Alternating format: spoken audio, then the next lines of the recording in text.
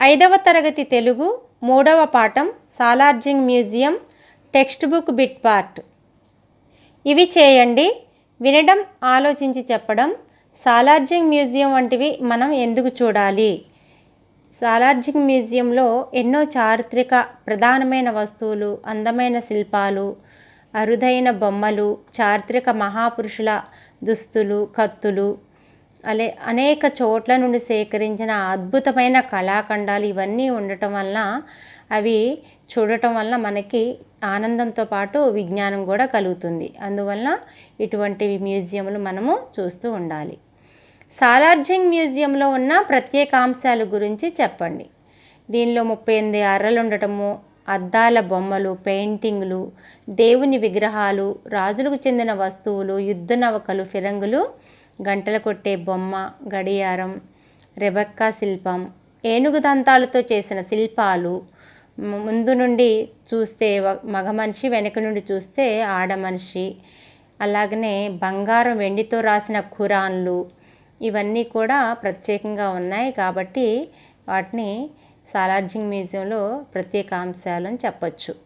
మీ పాఠశాల నుండి కానీ లేదా మీ తల్లిదండ్రులతో కానీ వెళ్ళిన విహారయాత్ర గురించి చెప్పండి. మనం ఎప్పుడైనా మన తల్లిదండ్రులతో కలిసి వెళ్ళిన విహారయాత్ర గురించి దీన్ని వివరించాలి. ధారాళంగా చదవడం, అర్థం చేసుకొని చెప్పడం, రాయడం. రజని రోజు తన డైరీలో ఆ రోజు తానేం చేసిందో రాస్తుంది. ఒకరోజు తన డైరీలో ఏం రాసిందో చదవండి. ప్రశ్నలకు జవాబులు రాయండి. తేదీ 12/7/2014. మేము పాఠశాల నుండి 12/7/2014 తేదీ ఉదయం 9 గంటలకు బస్సులో బయలుదేరాం. 10 గంటలకు నెహ్రూ జూలాజికల్ పార్క్ చేరుకున్నాం. విజయ టీచర్ వెళ్ళి టికెట్లు తీసుకువచ్చింది. అందరం జంతు ప్రదర్శనశాల లోపలికి వెళ్ళాం. అబ్బో, జూ ఎంత పెద్దగా ఉన్నదో! పెద్ద పెద్ద చెట్లతో అడవిలాగే ఉన్నది. రంగురంగుల పక్షులను, కోతులను చూసాం. తరువాత సింహాలు, పులులు, ఖడ్గమృగాలు, నీటి ఏనుగులు, తాబేళ్లను చూసాం. రైలెక్కి జూ అంతా తిరిగాం. జయ, లత, మాధవి, రమ, రాము, మాధవ్ ఇలా అందరితో కలిసి వెళ్ళడం, అన్నీ చూడడం చాలా మంచిగా అనిపించింది. అయితే అడవిలో ఉండాల్సిన జంతువులను అలా బోనుల్లో బంధించి ఉంచడం బాధ కలిగించింది. స్వేచ్ఛగా ఉండాల్సిన ఆ జంతువులన్నీ తిరిగి ఎప్పుడు బయటపడతాయో అని తన డైరీలో రజని రాసుకున్నది. దీని క్రింద 4 ప్రశ్నలు ఇవ్వటం జరిగింది. ఈ పారాగ్రాఫ్లో చూసి రాయాలి. రజని తన డైరీలో దేని గురించి రాసింది? రజని తన డైరీలో 12/7/2014 నెహ్రూ జూలాజికల్ పార్కుకు వెళ్ళి తాను చూసిన విశేషాలను, అనుభవాలను గురించి రాసింది. జూ ఎట్లా ఉందని రాసింది. జూ ఎంతో పెద్దగా ఉందని, పెద్ద పెద్ద చెట్లతో అడవిలాగా ఉందని రజని తన డైరీలో రాసింది. జూలో ఏమేమి చూసింది? రజని జూలో రంగురంగుల పక్షులను, కోతులను చూసింది. సింహాలు, పులులు, ఖడ్గమృగాలు, నీటి ఏనుగులు, తాబేళ్లను కూడా చూసింది. జూను చూసిన తర్వాత ఆ జంతువుల గురించి రజని ఏమనుకున్నది? జూను చూసిన తరువాత అడవిలో ఉండాల్సిన జంతువులను బోనుల్లో బంధించి ఉంచడం రజనీకి బాధ కలిగించింది. స్వేచ్ఛగా ఉండాల్సిన జంతువులు ఎప్పుడు బయటపడతాయో కదా అని అనుకున్నది. పాఠం చదివి దాని ఆధారంగా క్రింది పట్టికను పూరించండి. మ్యూజియంలోని వస్తువులు సేకరించిన వారు: నిజాం పాలకుడైన మీర్ యూసఫ్ అలీ ఖాన్, సాలార్జింగ్ III, ఆయన తండ్రి, తాత. మ్యూజియం ప్రారంభించిన తేదీ 1951 డిసెంబర్ 16. జాతీయ సంగ్రహాలయంగా గుర్తించిన వారు: భారత పార్లమెంటు. రెబెక్కా శిల్పం చెక్కిన శిల్పి వివరాలు: ఇటలీ దేశానికి చెందిన జీబీ బెంజోని రెబెక్కా శిల్పం చెక్కాడు. 19వ శతాబ్దానికి చెందినవాడు. 2 రూపాల చెక్క శిల్పం పాత్రల పేర్లు: శిల్పంలోని మనుషుల పేర్లు మెఫిస్టో ఫిలిప్స్ ముందు, మార్గరిట్టా వెనుక. ఇద్దరు కూడా జర్మన్ నాటకంలోని పాత్రలు. పదజాలం: ఒక హల్లుకు అదే హల్లు చేరితే వాటిని ద్విత్వాక్షరాలు అంటారు కదా. పాఠంలోని ద్విత్వాక్షర పదాలు వెతికి రాయండి. ఒక హల్లుకు అదే హల్లు యొక్క ఒత్తు చేరితే ద్విత్వాక్షరాలు అంటారు. వేరొక హల్లు యొక్క ఒత్తు చేరితే దాన్ని సంయుక్తాక్షరం అంటారు. ఓన్లీ ద్విత్వాక్షరాలు మాత్రమే రాయమన్నాడు.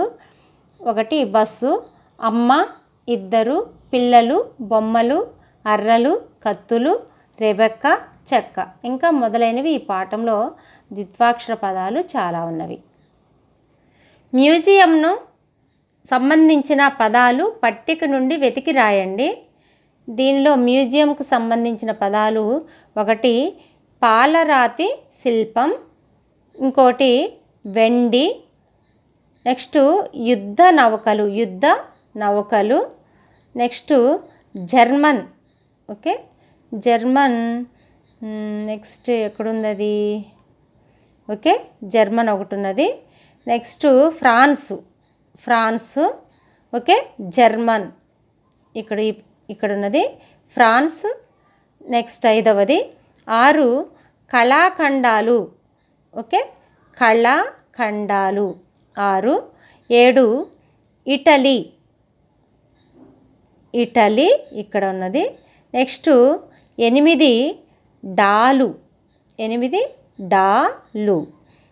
9 టీపాయ్ 9వది టీపాయ్, ఓకే 10వది శాలువా 4వది లాస్ట్ది శాలువా ఒకటి ఉన్నది శాలువా, ఓకే ఇది 10వది శాలువా. ఈ విధంగా ఈ పట్టిక నుండి ఈ 10 పదాలు టిక్ చేసుకొని ఇక్కడ రాయటం అనేది జరిగినది. పాఠంలో చిట్టి బుచ్చి అనే జంట పదాలు ఉన్నాయి కదా. ఇట్లాంటి పదాలు వస్తువుల లేదా వ్యక్తుల ఆకారాలు చెప్పేటప్పుడు ఉపయోగిస్తారు. ఇట్లాంటివి మరికొన్ని పదాలు రాయండి.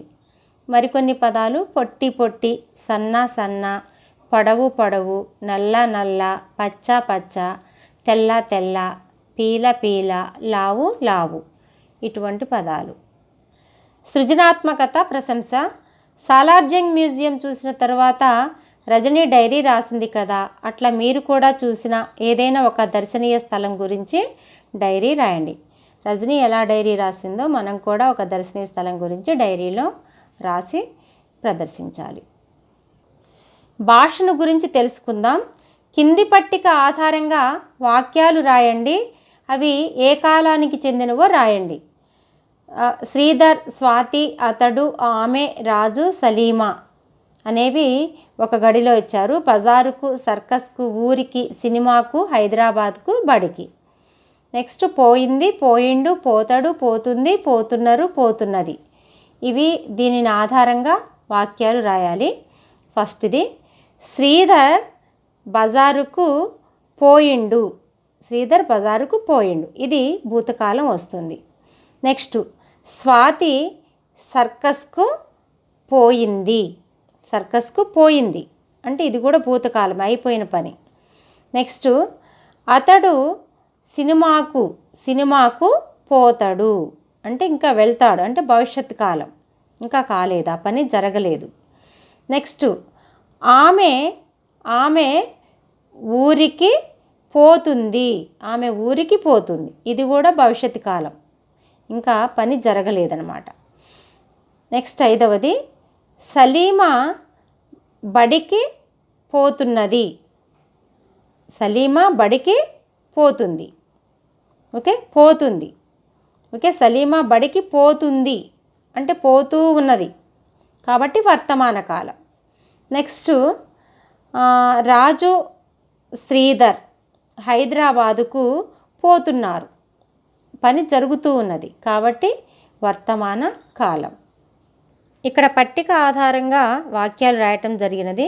శ్రీధర్ బజారుకు పోయిండు భూతకాలం, స్వాతి సర్కస్కు పోయింది భూతకాలం, అతడు సినిమాకు పోతాడు భవిష్యత్ కాలం, ఆమె ఊరికి పోతుంది భవిష్యత్ కాలం, సలీమా బడికి పోతుంది వర్తమాన కాలం, రాజు, శ్రీధర్ హైదరాబాదుకు పోతున్నారు వర్తమాన కాలం. ప్రాజెక్టు పని. హైదరాబాద్లోని దర్శనీయ స్థలాల బొమ్మలు సేకరించండి, చార్టు మీద అతికించి వాటి గురించి రాయండి. హైదరాబాద్లో ఉన్న దర్శనీయ స్థలాల బొమ్మలన్నీ కూడా సేకరించి చార్టు మీద రాసి అతికించి వాటి గురించి రాయాలి. సూక్తి: విహారయాత్రలు కేవలం మానసిక ఆనందమే కాదు, విజ్ఞానాన్ని కూడా అందిస్తాయి. ఈ వీడియో నచ్చినట్లయితే లైక్ చేయండి, షేర్ చేయండి, సబ్స్క్రైబ్ చేసుకోండి.